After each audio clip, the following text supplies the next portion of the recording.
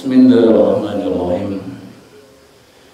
Assalamualaikum warahmatullahi wabarakatuh. Waalaikumsalam warahmatullahi wabarakatuh.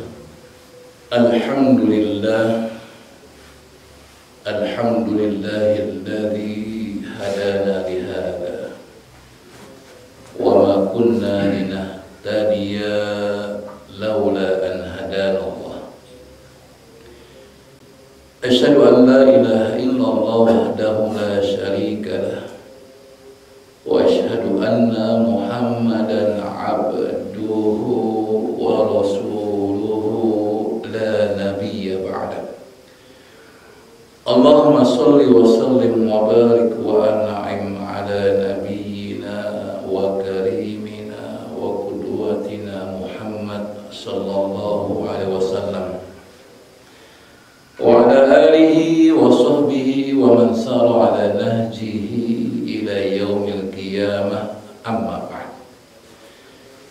Ma'asyiral muslimin, arsyadakumullah, alhamdulillah wa syukurillah.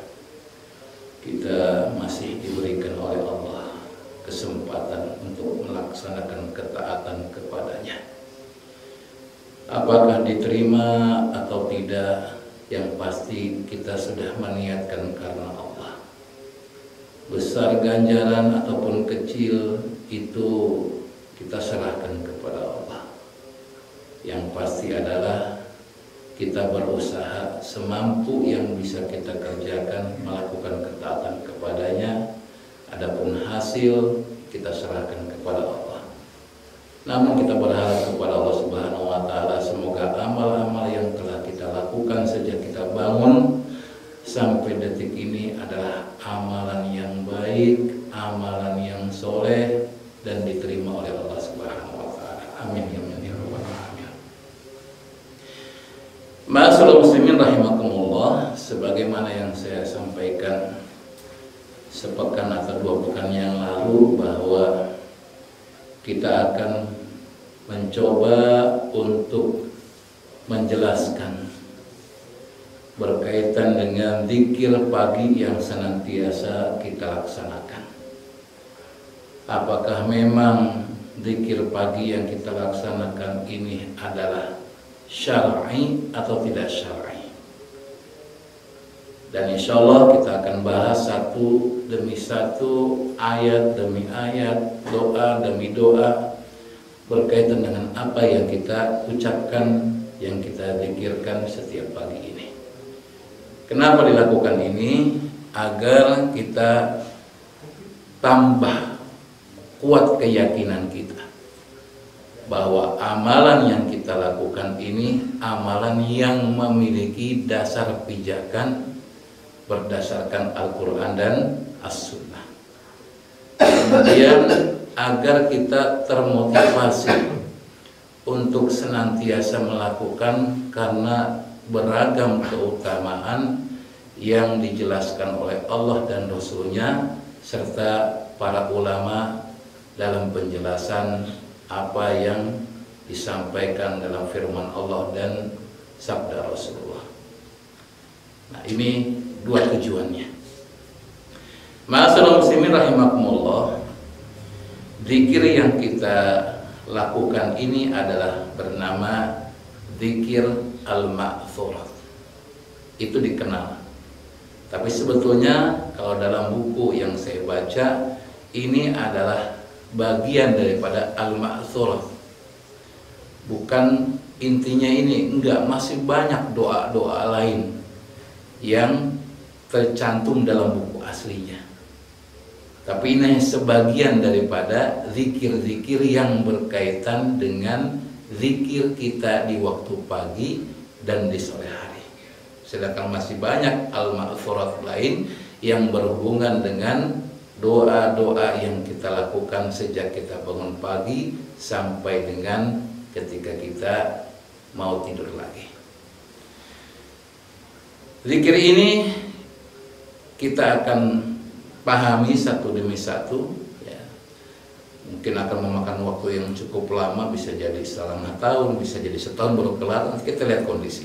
Yang penting satu poin kita akan jelaskan berdasarkan dalilnya, berdasarkan nas Al-Quran dan As-Sunnah.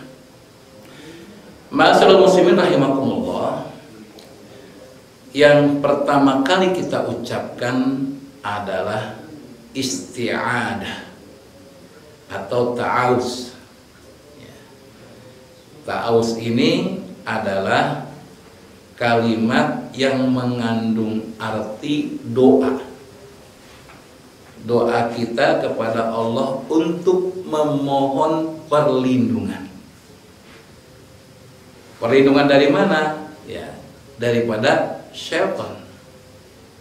Dan juga ini doa yang kita mohon kepada Allah agar Allah menjaga kita.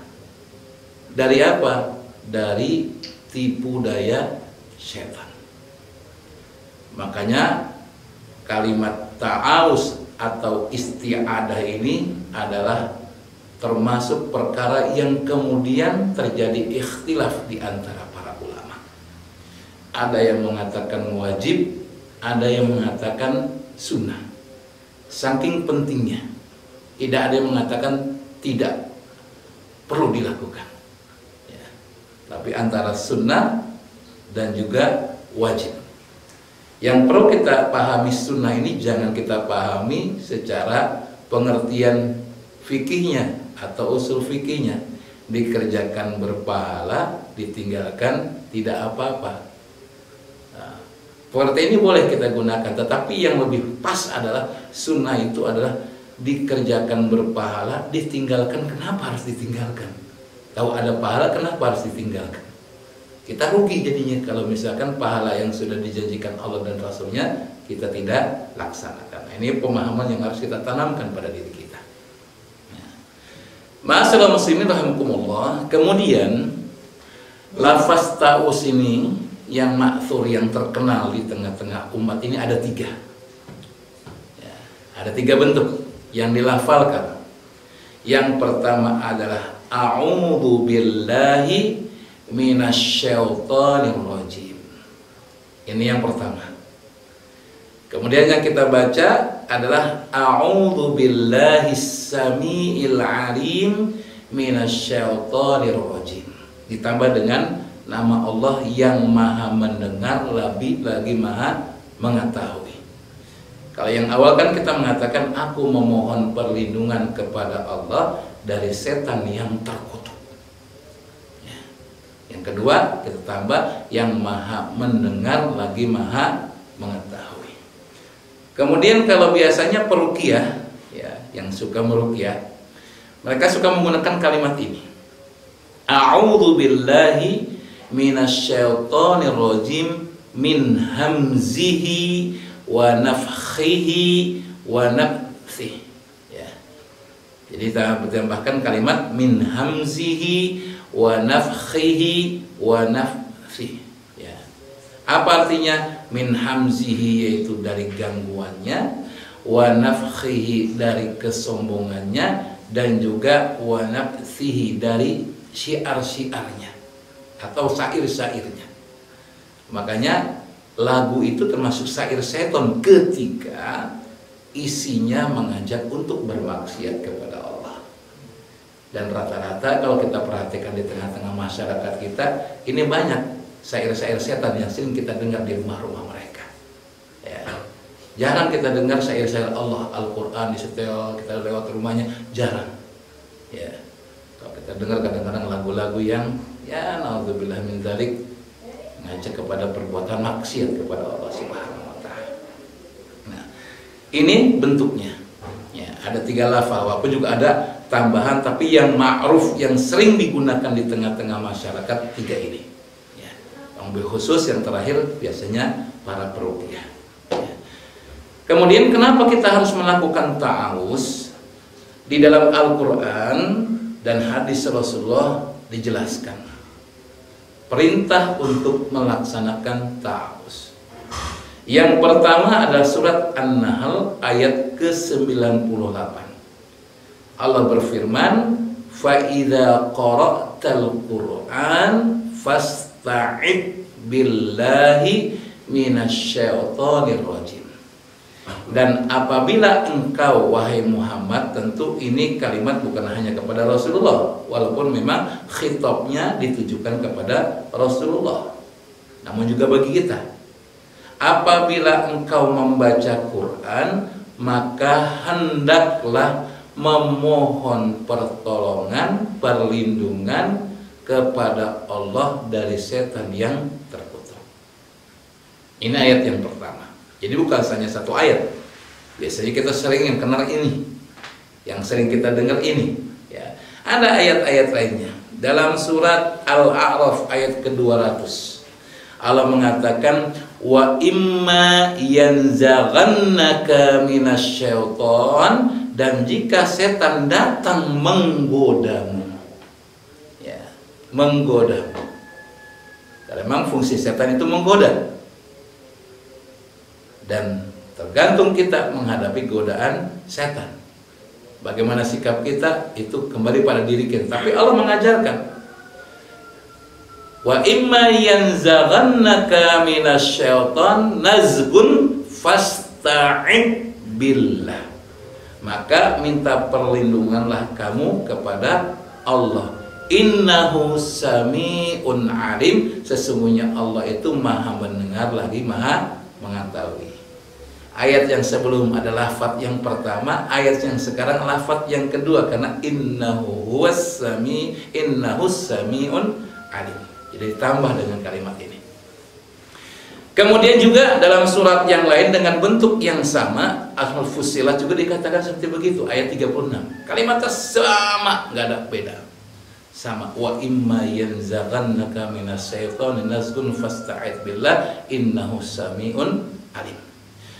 Kemudian pada surat Al-Mu'minun ayat 97 sampai dengan 98 Allah pun berfirman, wa qul rabbi a'udzu bika min hamazatis syayatin. Ya Allah, aku berlindung kepadamu daripada bisikan-bisikan syaitan.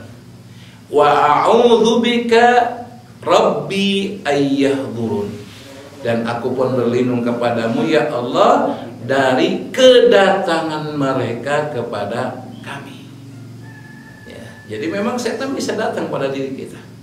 Ya, maka perlu kita lakukan kalimat yang diajarkan Allah, yaitu isti'adah, untuk meminta perlindungan kepada Allah Subhanahu wa taala. Kemudian seorang sahabat Ibnu Abbas mengatakan bahwa anna awwala ma nuzzila Jibril ala Nabi sallallahu alaihi wasallam allamahu al-isti'adah.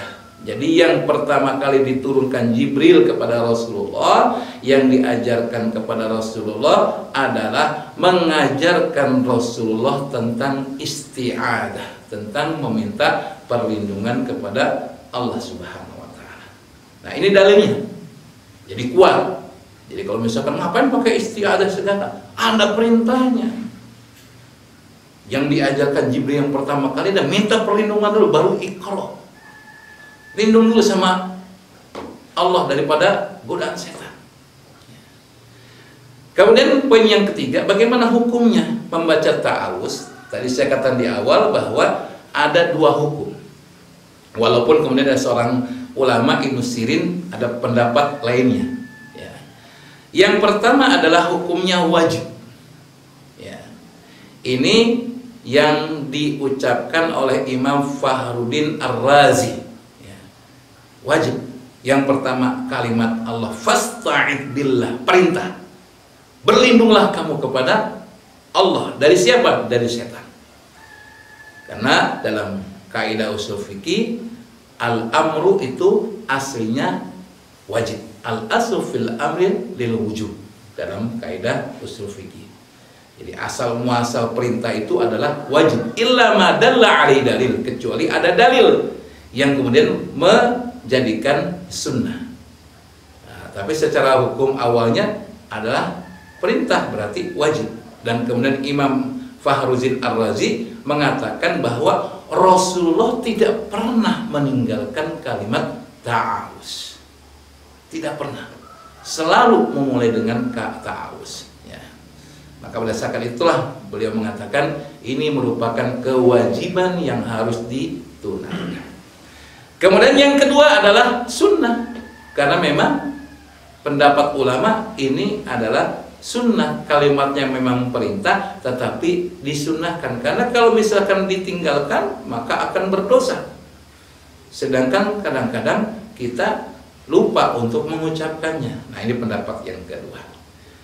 Pendapat yang ketiga adalah Ibnu Sirin berpendapat bahwa asal usul isti'adah itu adalah wajib dilakukan sekali dalam seumur hidup. Jadi kalau sudah dilakukan, gugur untuk yang selanjutnya.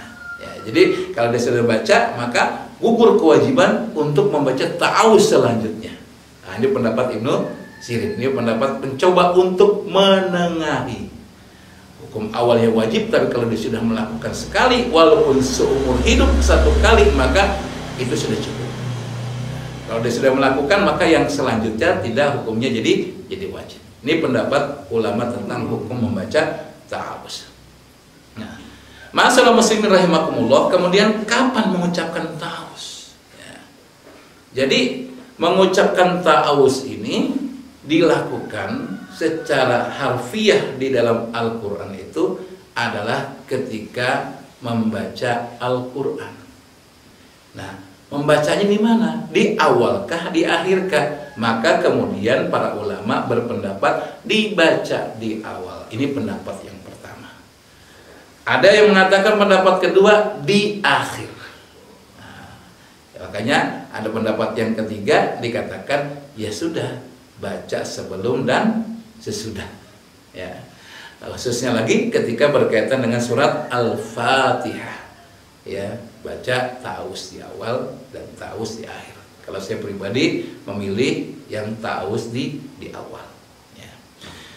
Adapun keutamaannya, masya Allah, saya baca penjelasan ulama tentang keutamaan ta'awuz ini banyak sekali.